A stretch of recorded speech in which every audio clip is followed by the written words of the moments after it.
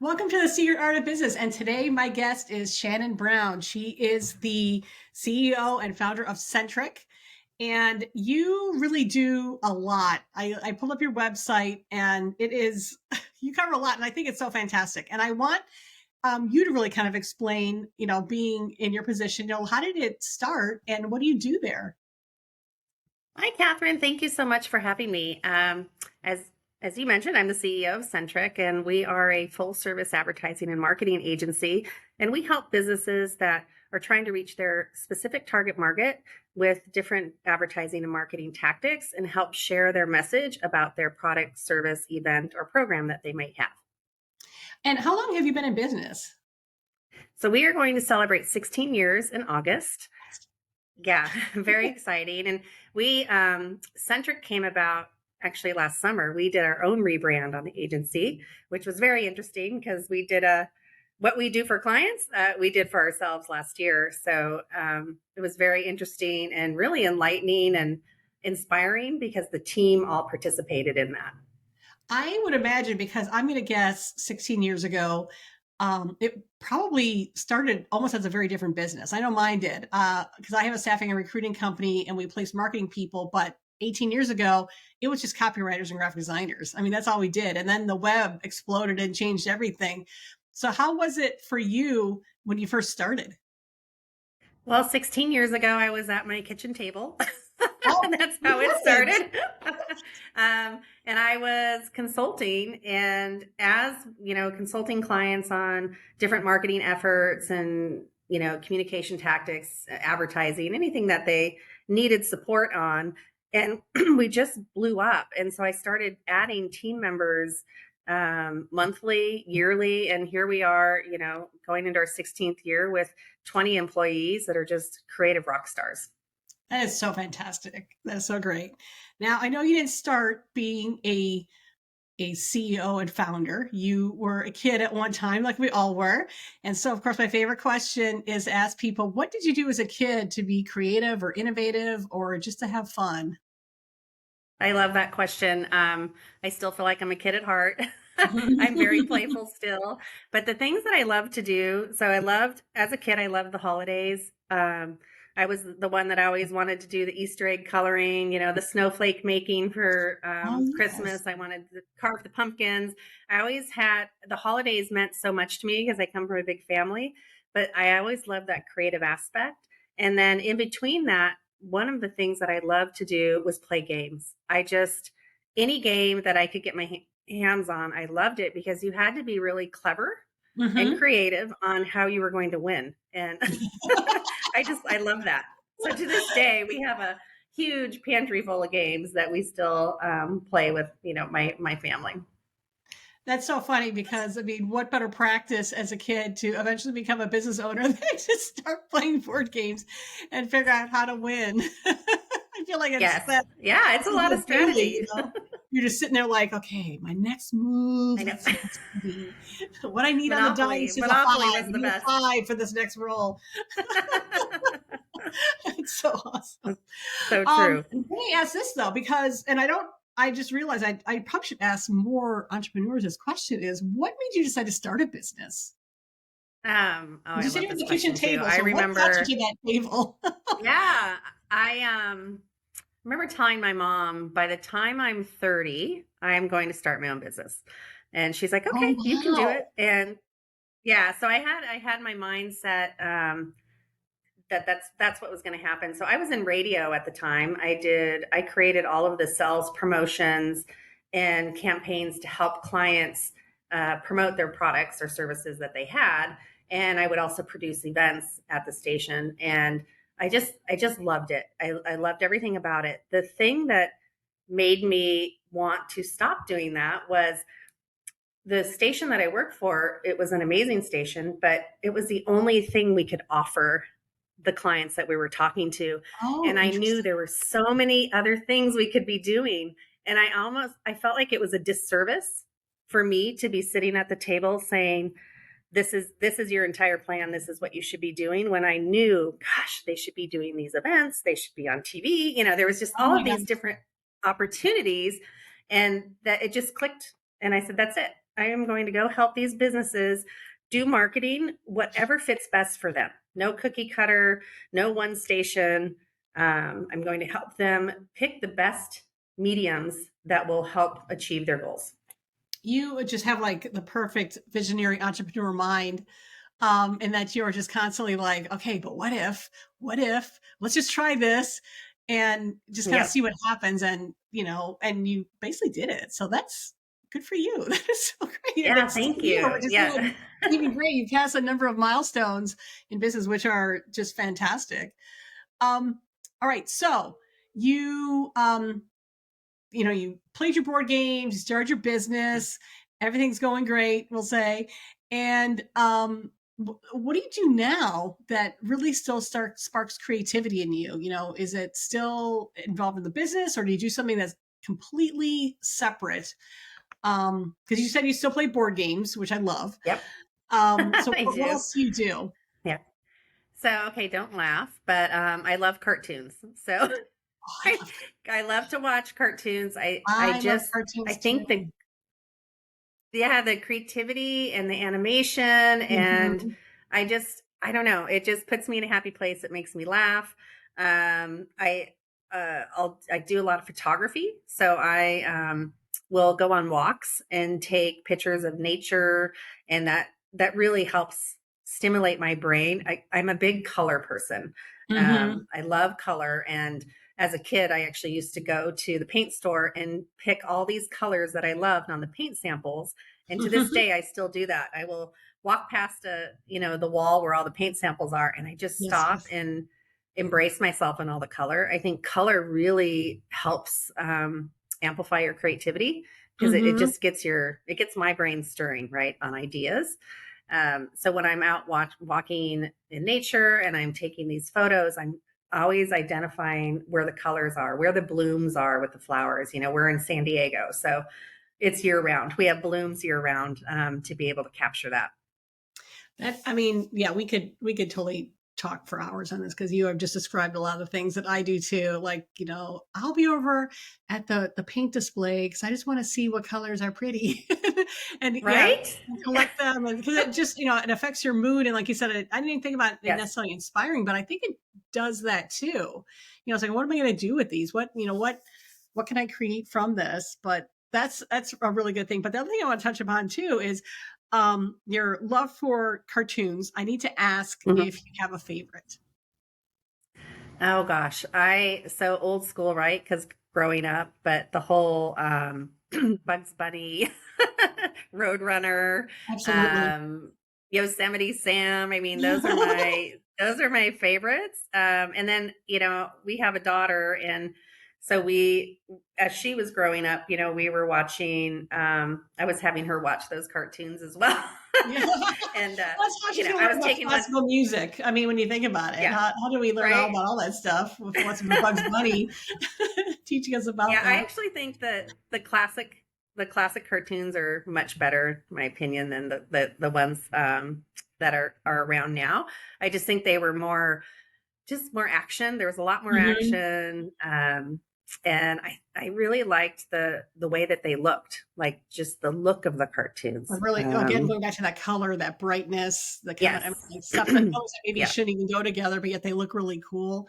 yep, Yeah, I totally get that. I didn't think about that, but I didn't, again, because why was a Roadrunner purple when you think about it? But it probably looked really I good know. against that brown sand and everything. Right? You could do a whole podcast series on color. I Yeah, think I it's think just you're right. I think you're right. And just, which ones go together, how it affects your yeah. mood, which ones make you angry, something like that, or bring you joy. That's funny. Yeah, it's funny that you mentioned, like, and I use my daughter as an excuse for a long time to see a lot of cartoons, especially the theater when Mhm. she was growing up. And I didn't want to like, some of the Disney movies just because I'm like, oh, well, I'm an adult and Disney movies, come on. But I'm the nerd that sits there and watches. Oh my God, did you see that? I wonder how long it took him to draw that. That's so beautiful and stuff like that. It's like you're supposed to be watching this for the story. Like, no, I watch it because I think it's just really beautiful in a lot of cases. Or I don't know how they did it. There's like some animes that are like that as well that come out of Japan or whatever. And I'm just like, that is just I mean, it's so beautiful. How could you the stories are great, but, when it's put together with really, really great animation, it just makes it such an experience. 100%. I think you nailed it when you said, you're supposed to be watching the program, but you're actually looking at the detail. And Yeah. I do that all day long. And I think sometimes it drives my family crazy because I am one that loves to watch commercials. Like I don't change the commercial. I love watching commercials to see what they're doing to try to get somebody's attention, right? What are they doing to solve a problem? I'm looking at it from the marketing perspective, and I love them. I never turn them off. I actually had a proud moment when my daughter was 5, sitting on the couch with me. She would let me watch the commercials. And she actually, after the commercial ended, she analyzed it, and I thought, oh my goodness, like here's my legacy, right? She's going to take over my agency someday. This is amazing. But she's going to use her creativity in another way. She's going to go into supply chain management, but Oh my there's god. still, yeah, but you still have to be creative, right? You have to be You clever do. and You think of do. ways to pivot. Yeah. Yeah. So, And I think that's a really, important statement that you just made in using your creativity in other ways. I think people think that using your creativity is kind of like what we do. I was in marketing for 15 years, and you were a graphic designer, you made things, you're doing, that and more. And people think you need to be like that artist type. But creativity is everywhere. And just like you said, in logistics, you have to be creative. And anything in running a business, you have to be creative. It's about, um, trying to find that innovative new way to do something or creative problem solving. All of that is included, which is why I really like to talking to people who not only, kind of are flooded with creativity like yourself, but then the ones are, I'm just like, how did you even do that? You right. created this thing, this widget, and it's changing the world, or it's like one of those things that everybody has to have, or it just solves such a great problem. I'm like, this innovation is just mind blowing. But Yeah, with I that said, agree. I can kind of tie this back into a great question for you, in that what is your ideal client like? Our What? ideal client, Mhm. we we have so our vision is to inspire individuals and enrich communities. So anybody that we work with, they need to fit into that because that's what drives the passion for us. We really want to make a difference in people's lives. We want to be able to provide them the best things for betterment for their individuality or their community. So we look for clients that are doing that, whether it's through a product, a service, a program, or an event. Um, that's how we select our clients, and our whole team is just behind it and embraces our vision, and it really drives the passion for how we market to people and how we engage with people. That's really, really neat. I like that vetting process because I think in doing that, you are working with exactly not only people that you can help, but they're Mhm. probably quite wonderful people. if they're, Yeah. if they're really that involved in the community and things like that. Yes. So, for example, let's just say ideal client contacts you. What are some of the things that your company can do for them? So we offer a variety of services. So we'll do a discovery call to understand what they're trying to accomplish, who they're trying to reach, and then we can create different tactics around digital marketing, traditional marketing, which traditional. It's interesting. The younger generations don't really know traditional marketing, and I'll Hmm. spell it out if someone's listening. But it's television and Well, radio I think, and with that traditional marketing, people have yes. to remember that that's how some people like to be spoken to. And it is Yes. about, how do we reach your client? And it could be a traditional way. Like if Yes. it's an older group, or, if there's people that aren't answering their phones, how do you reach out to them? How do you Yeah, communicate? What absolutely. are So we like to we call it our like 360-degree network ad network approach where we take traditional media, we take digital media, but then we also do outreach so that we can be out in the streets. And I think that comes from my radio background when we would have street teams they? with the Nice. radio stations. Nice. And it really pulls together a great consistency for the client that, we're to your point, if somebody's more inclined to use traditional mediums, right, for their information versus somebody using digital, we are also out on the streets with our, pop-ups, our kiosks, our Oh, tabling, wow. whatever it may be, and so that we're going to hit them somehow, right? I love that. Is that, considered like guerrilla marketing in some cases, or were you just like, Yes, I "Ooh, think, here we yeah, the are"? outreach piece.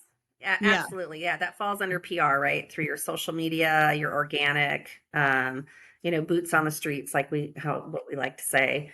And we have an ambassador team, and they are just wonderful. And they go out and they love to talk to people and just really share the products and services our clients have to offer. nice, nice.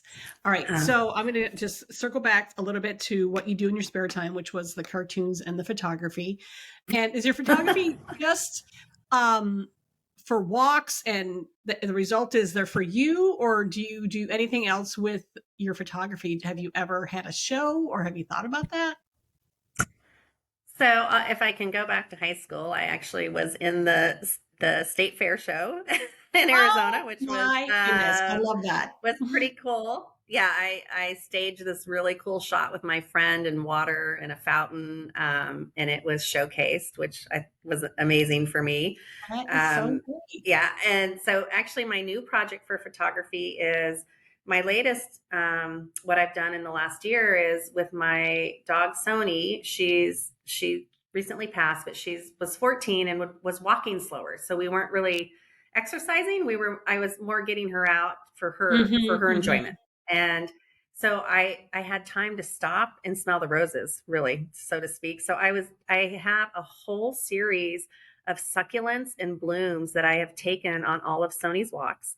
And so I want to make a card collection with those photos and put it in her honor. So I already have what my vision is, she'll have a picture on the back and kind of a journey of our walks. And then these cards will represent, our daily walks. So I'm pretty I excited really to could put not that love that together. more. Did you Yeah. say your name And was I, and Sophie? I, Sophie or Sony? Sony. Sony, that's what I thought. Yeah. So it could be Sony's Walks. I mean, that could be the brand, Yeah. or the Yes. the theme of the whole book. I love, or the Yeah. booklet. That's really beautiful. I think people that really resonate with Yeah. people. The story alone is what Well, makes it.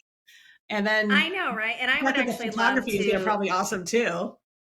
yeah, I would love to actually donate proceeds to, uh, whether it's the Humane Society or any type of pet organization, because pets have been such a huge part of my life growing up and then my life with my family. So I think that would be something fun to do. And again, it's triggering, right? More creativity. It's like this Hmm. is just a fun hobby project, but I think it also just, clears your mind for doing things on the business side as an Yeah, entrepreneur.